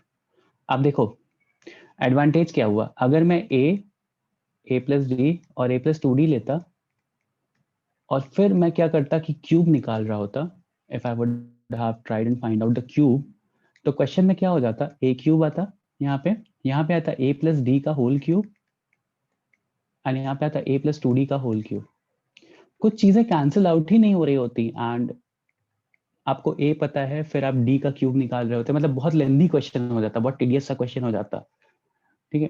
Whereas if I am trying and finding the cube of a minus d का क्यूब प्लस a का cube plus a प्लस d का cube, तो ये question ज्यादा easily solve होगा as compare to this one. Yes और no? क्योंकि यहाँ कुछ सिमेट्री दिख रही है, a माइनस डी का क्यूब, a प्लस डी का क्यूब। समझ में आ रहा है पॉइंट? ऐसा नहीं है कि यहाँ पे क्वेश्चन नहीं होगा, but it will be taking much more time as compare to these values. a माइनस b का होल क्यूब कितना होता है anyone? What is the a minus a what will cube be minus b cube minus 3ab whole multiplied by a minus minus b cube आ रहा है, right? तो you can see that d cube and d cube वाले terms cancel out हो जाएंगे। तो आपको cube से deal नहीं करना पड़ेगा। You are understanding my point everyone? मतलब a माइनस बी का होल क्यूब अगर मैं लिखूंगा तो इट विल बी a cube minus B cube minus 3ab, एक सेकेंड, हाँ, माइनस 3ab ब्रैकेट में a माइनस बी। तो that is the whole point कि like instead of why should we calculate D cube and so on. इतना cubic equation तो solve करना सीखा भी नहीं है, चैप्टर ही क्वाड्रेटिक इक्वेशन पढ़ा है, तो क्यों इतना पेन लेना? तो that is what why we'll be taking sum of three numbers in AP as a minus d, a and a plus d। ठीक है, ये क्वेश्चन करो अभी, let me know the numbers, simplify it, solve करो इसको।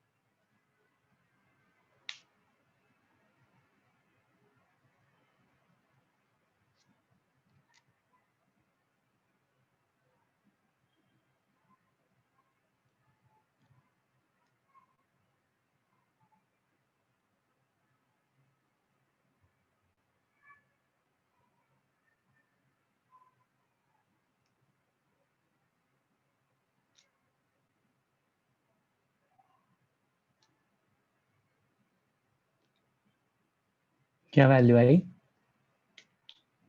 तीनों numbers की?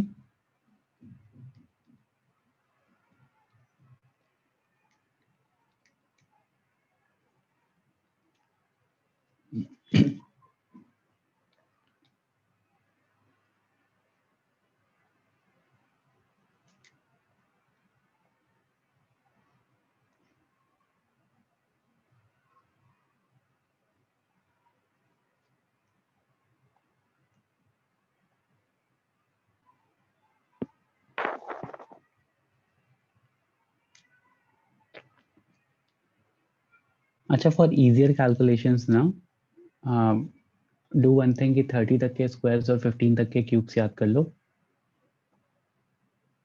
You guys are aware that you won't be allowed calculator in the exam, right? So for easier calculations, remember the squares up till 30 and cubes up till 15. Okay, right, Vatsal? सही answer है बेटा।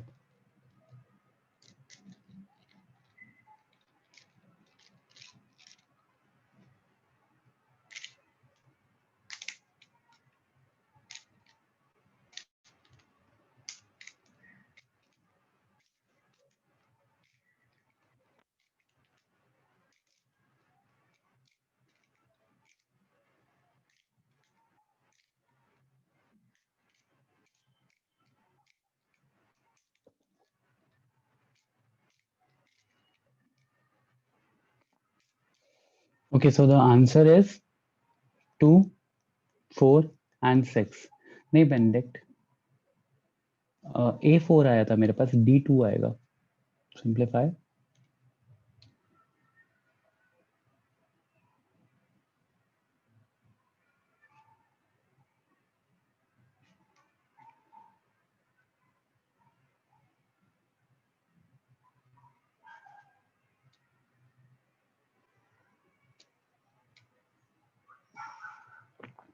यहाँ से एक a cube आएगा, यहाँ a cube है, यहाँ a क्यूब है, 3a क्यूब आ गया, minus D cube plus D cube cancel out हो जाएगा, you will be left with minus 3ab into a minus b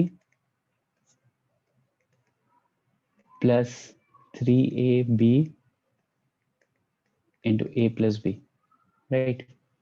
तो अगर ब्रैकेट ओपन करोगे तो एक तो माइनस माइनस प्लस, एक तो ये वाला पूरा टर्म कैंसिल आउट हो जाएगा और you will be left with 3a³ minus नहीं प्लस हो जाएगा 3 times of ad² is equals to 288 upon simplification.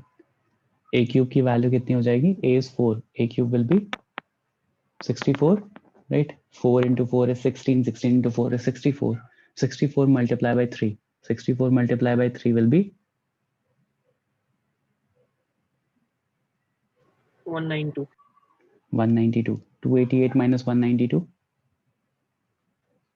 or better take common, take 3a common, 3a common लोगे तो क्या हो जाएगा 12, तो 3a common लेने के बाद you will be left with a square plus d square और 288, तो 3a common लोगे तो 12 मिलेगा, 12 288 divided by 12 will be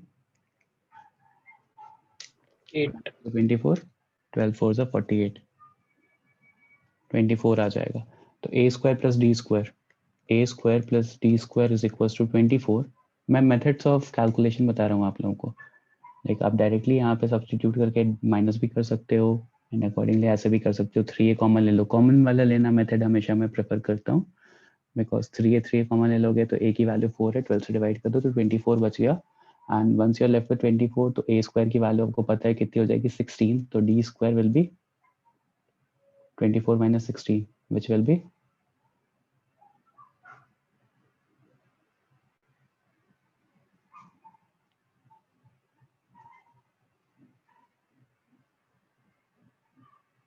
3 4 are 12, 12 2s are 24, 48, 24, a square, a was 4, 4 का square 16, 16 minus 4 will be 8,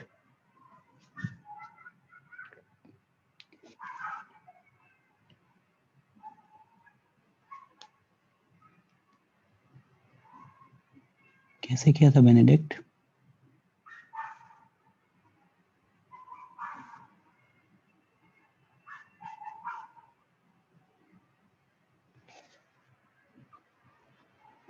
यहाँ पे कुछ और आएगा क्या?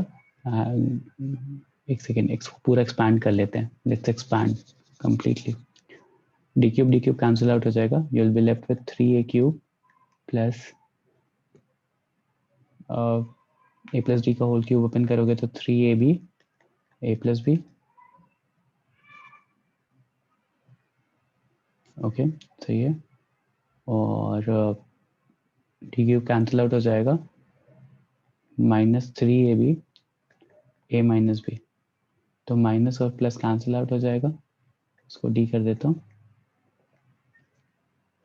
हाँ ये 6 हो जाएगा ना, 3 plus 3 6 हो जाएगा ये, that was the wrong mistake, 6ad square आ जाएगा यहाँ पे, तो 3a कॉमन लोगे तो यहाँ 2d स्क्वायर आ जाएगा, ठीक है। तो d square will be equal to 2d square will be equal to 8 या d square will be equal to 4, तो d की वैल्यू कितनी आ जाएगी प्लस माइनस 2 या d will be equal to 2 basically, तो d अगर प्लस माइनस 2 लोगे तो 6 4 2 अगर प्लस 2 लोगे तो 2 4 6 आ जाएगा, माइनस 2 लोगे तो 6 4 2 आ जाएगा। समझ में आया सबको?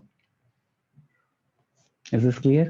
कैलकुलेशन में यहाँ पे आई फॉरगॉट कि 2 बार ऐड हो रहा है तो 6ad स्क्वायर हो जाएगा।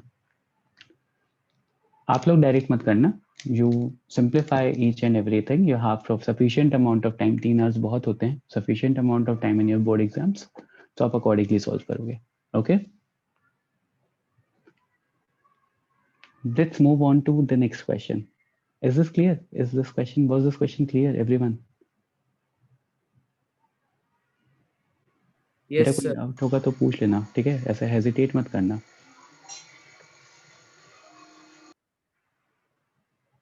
Okay,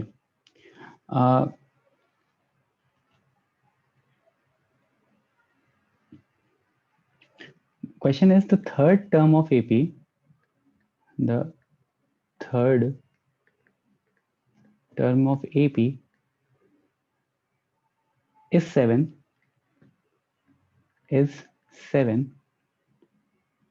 the seventh term exceeds the seventh term exceeds 3 times the third term by 2. 3 times the third term by 2. Find the first term. Find the first term, common difference and sum of first 20 terms. S20 समझते हो ना everyone? Sn will be sum of n terms, S20 will be sum of first 20 terms, right? And find the sum of first 20 terms. निकालो एक बार. The third term of AP is 7. Question लिखा हुआ है आपके screen पे. The third term of AP is 7. The seventh term exceeds 3 times the third term by 2. Find the first term, common difference, and the sum of first 20 terms.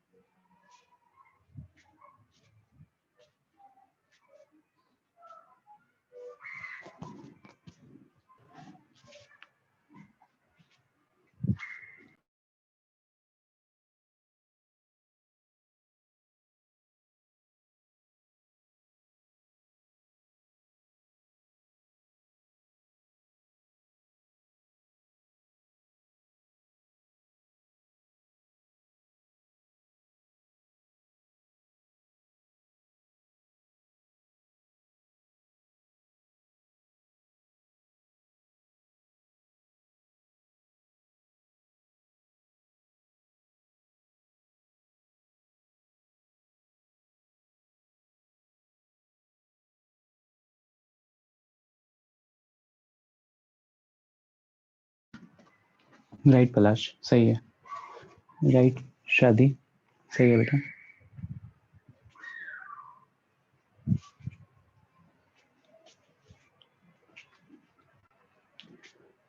Am I pronouncing your name correctly, Sharadi? Or is it pronounced in some other way? Is it in some other way or am I pronouncing it correctly?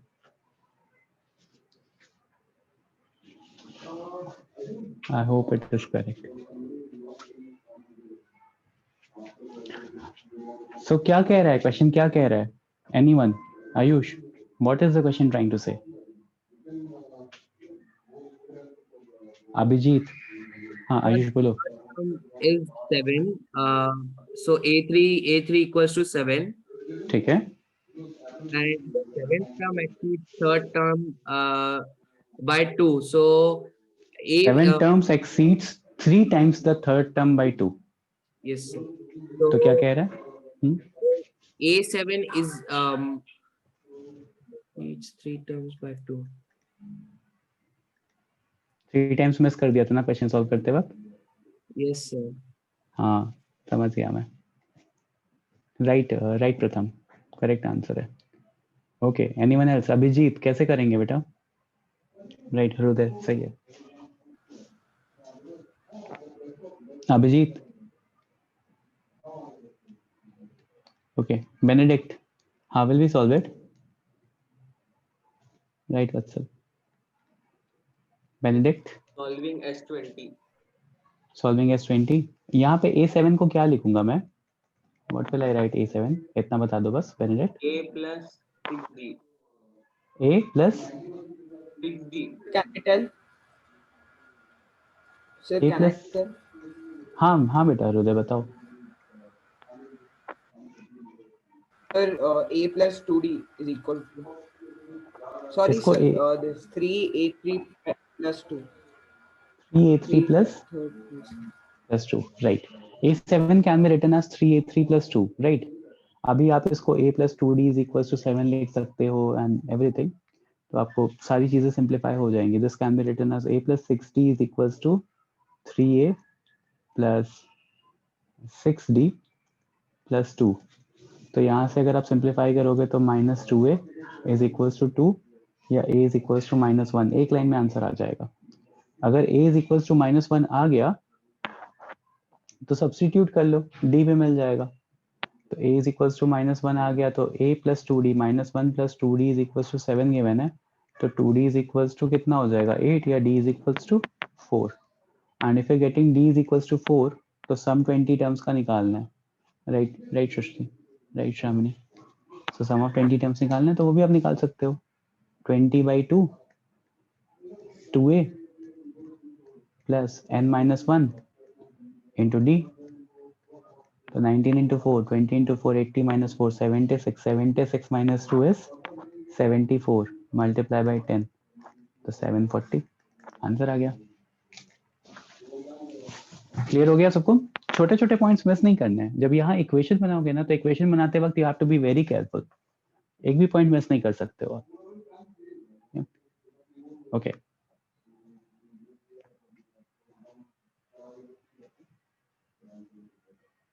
Next question. What will be the sum of first and odd natural numbers? First, how many? Sum of n first and odd natural numbers. First and odd natural numbers. Question ये है. Sum of first and odd natural numbers. What will it be?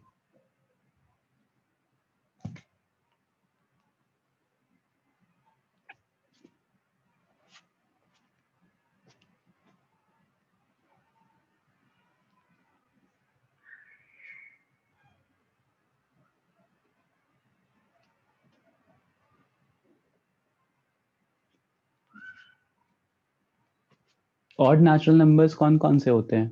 Anyone?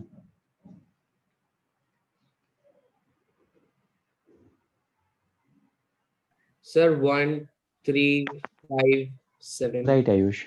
तो ऐसे n odd numbers मेरे पास given है तो what will be the sum? Very good Vatsal.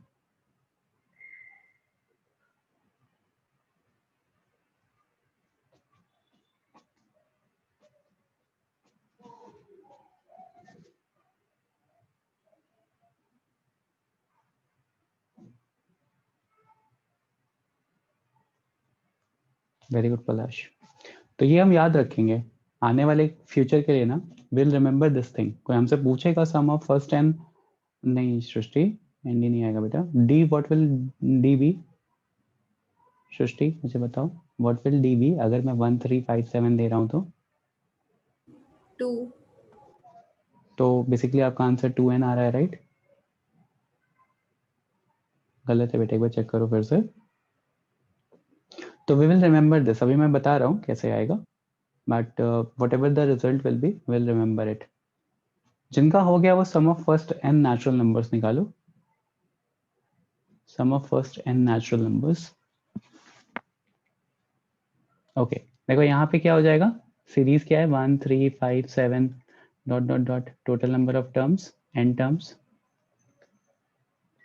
तो सम का formula क्या हो जाएगा n/2 into twice of a is 1 2 plus n-1 into d common difference is 2.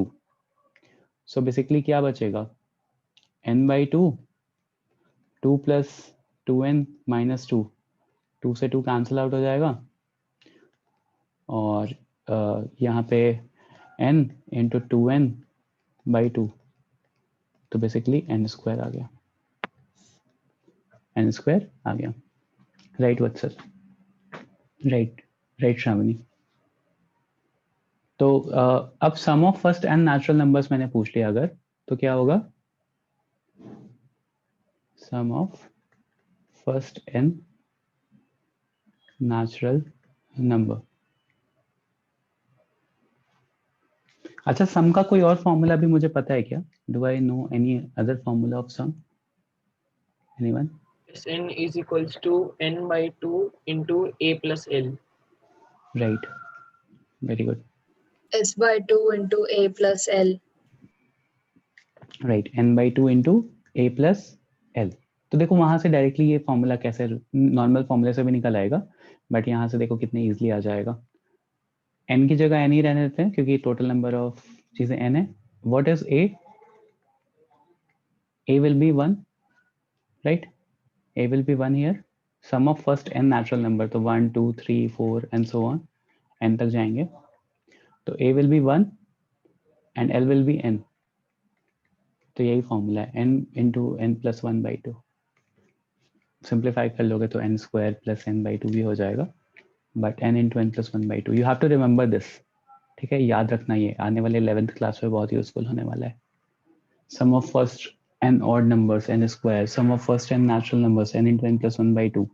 इतना निकाल दें तो इवन नंबर्स के लिए भी निकालें क्या? Sum of first n even numbers, try करो एक बार। Sum of first n even numbers. ये सबको क्लियर हो गया? Is this formula clear everyone? कोई ऐसा है जिसको नहीं समझा? अभिजीत बेटा, यू आर नॉट रिस्पॉन्डिंग। बिल्कुल भी बात नहीं हुई मेरी आपसे। सोहम एंड तन्वी,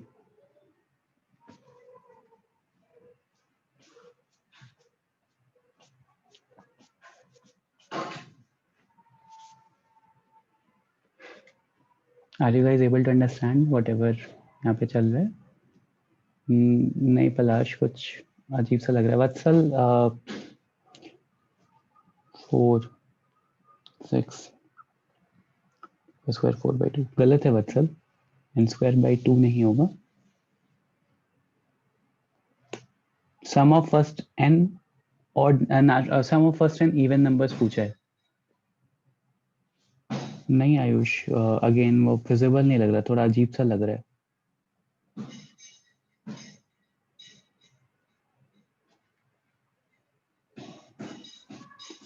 अच्छा मैं समझ गया, हाँ ये सही है Ayush, yes Ayush, that is right, common ले सकते हैं। ठीक है, तो क्या आ जाएगा? Sum of first n even numbers. तो अगर sum of first n even numbers लेंगे तो देखो ध्यान से, n by 2 2 4 6 8 इस तरह से चलेंगे, तो फर्स्ट टर्म विल बी 2, तो 4 plus n minus 1 into common difference is 2। Simplify करो तो कितना आ जाएगा? n by 2, 4 by this 2 will be 2 plus 2n, 2 common लेकर के कैंसिल आउट कर दो तो n into n plus 1 आ जाएगा, n into n plus 1 आ जाएगा। राइट आयुष, राइट पलाश। प्रथम समझ में आया बेटा कहाँ गलत किया? प्रथम, is this clear? n into n plus 1 आ जाएगा। तो 3 फॉर्मूले मुझे पता चल गया आज क्या, कि sum of first N odd number का सम, ऑड नेचुरल नंबर्स का first N odd natural numbers n square, sum of first N even numbers n into n plus 1 by 2, और sum of first N natural numbers will be n by 2 plus n by 2 into n plus 1, n plus 1 by 2। ठीक है, एक और question करें, this will be the last question, बस फिर you guys can leave.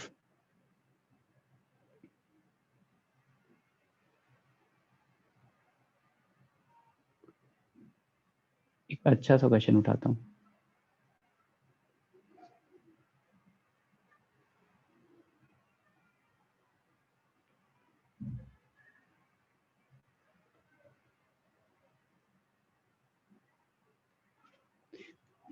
Question is, the sum of first 9 terms of AP is 162. Sum of first 9 terms of AP is 162. The ratio of sixth term to 13th term is 1/2. The ratio of sixth term मतलब T6 by T13, sixth term का और 13th term का ratio आपको 1/2 given है. Find the first and 15th term. आपको A1 and A15 निकालना है. First term and the 15th term you have to calculate. Question समझ में आ गया? मैंने डेटा लिखा है बस. या T1 और T15 निकालना है. Anyways, in which you are able to understand. Question is कि I have sum of first 9 terms as 162. Also, you have been given that the ratio of 6th term and 13th term is 1/2. Then find the first and the 15th term. First term and the 15th term. So I hope question is clear.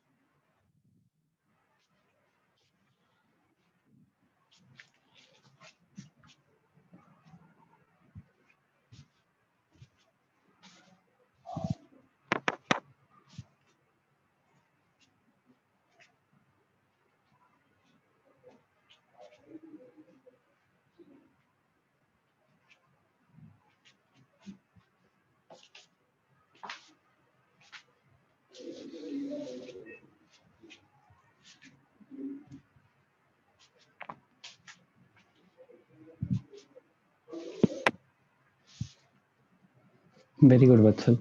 वत्सल आपका ये chapter अच्छे से prepared है. थोड़े RD से अच्छे अच्छे questions और लगा लो and you will be through with this chapter.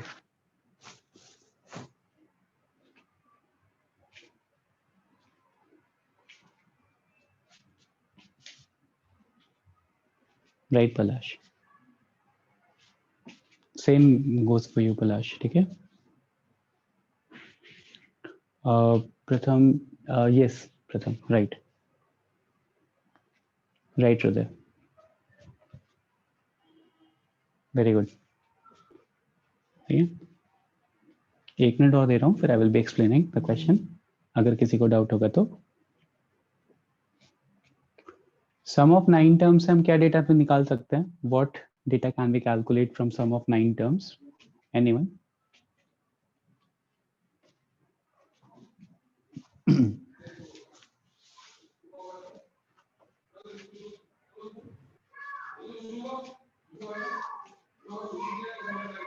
Sir, we can say that n is equals to 9 and the sum is 162. The sum is 162. तो n और a और d में बेसिकली एक और इक्वेशन मिल जाएगी, right? And once we are getting the equation a plus 4d मिलेगा मुझे. तो a plus 4d की value I will be getting as 18. तो मुझे a plus 4d after I will be getting a plus 4d as 18 और फिर मैं ratio भी निकालूंगा. रेशियो वाले टर्म से if I will B simplifying तो मुझे वहां से a और d का रिलेशन मिलेगा और दोनों से कैलकुलेट करने के बाद I will be getting the value of a and d, and once I will be getting the value of a and d, so a will be the first term, and accordingly, right Sharali, that is correct. ठीक है. मैं क्या कह रहा हूँ? What I was saying is कि यहाँ पे अगर आप sum of 19 term निकालोगे, sum of 9 term निकालोगे तो that will be 9/2 2a plus 8d is equals to 162. 2 common लेकर के कैंसिल आउट कर दो तो a plus 4d मिल जाएगा. वो कितना आया? a plus 4d 18. 9/162. ठीक है. और यहाँ से एक रेशियो निकालते हैं तो a plus 5d का twice is equals to a plus 12d. तो यहाँ से आपको मिल जाएगा a plus a is equals to 2d. तो a is equals to 2d यहाँ सब्स्टिट्यूट करोगे इस वाली इक्वेशन में. इक्वेशन 1 है, ये इक्वेशन 2 है, तो इक्वेशन 1 में सब्स्टिट्यूट करेंगे तो 60 is equals to 18 या d is equals to 3 और d is equals to 3 आ गया तो a is equals to 6 आ गया. तो first term is 6, common difference is this, तो A15 निकालोगे तो कितना हो जाएगा वो 6 + 14D, तो 6 + 14 times of 3, that will be 42. No, the answer will be 48. तो 15 term is 48, first term is 6, यही required था क्वेश्चन में. तो I hope this is clear to everyone. ठीक है, बाकी will be continuing in the next session. कुछ questions और लगाएंगे एपी के, कुछ और आपको प्रॉब्लम्स होंगी तो feel free to reach out on my number. You have the number of Anuj sir, I guess आपको पता है अनुज सर का नंबर, आप उन्हें भी पिंग कर सकते हो. यू कैन मैसेज हिम, ठीक है, डायरेक्टली. एंड अकॉर्डिंगली मतलब जब भी मेरे पास टाइम होगा तो आई विल बी रेक्टिफाइंग या clearing your all the doubts. तो please feel free to reach out to me. ठीक है, कोई भी प्रॉब्लम हो तो. मेरे पास थोड़ा टाइम कम होता है क्योंकि मेरे बहुत सारे लेक्चर्स प्लान होते हैं, तो बट आप अनुज सर को रीच आउट करोगे तो the doubts will be getting cleared more. मतलब अगर आपको तुरंत वाला कुछ है तो भी आप मुझे व्हाट्सएप कर दो. You have my number, please save it, 9015056210. I have written it here, Gaurav Shrivastava is the name. ठीक है, चलो, thank you everyone. You guys want this slide? Thank you, sir. Notes चाहिए क्या आप लोग को ये वाले, या you have prepared it? I guess you have prepared it. वैसे भी इसमें क्वेश्चन ही करवाए थे मैंने. चलो ठीक है, thank you everyone. Thank you, sir. Have a good day. You too. Bye. Bye everyone.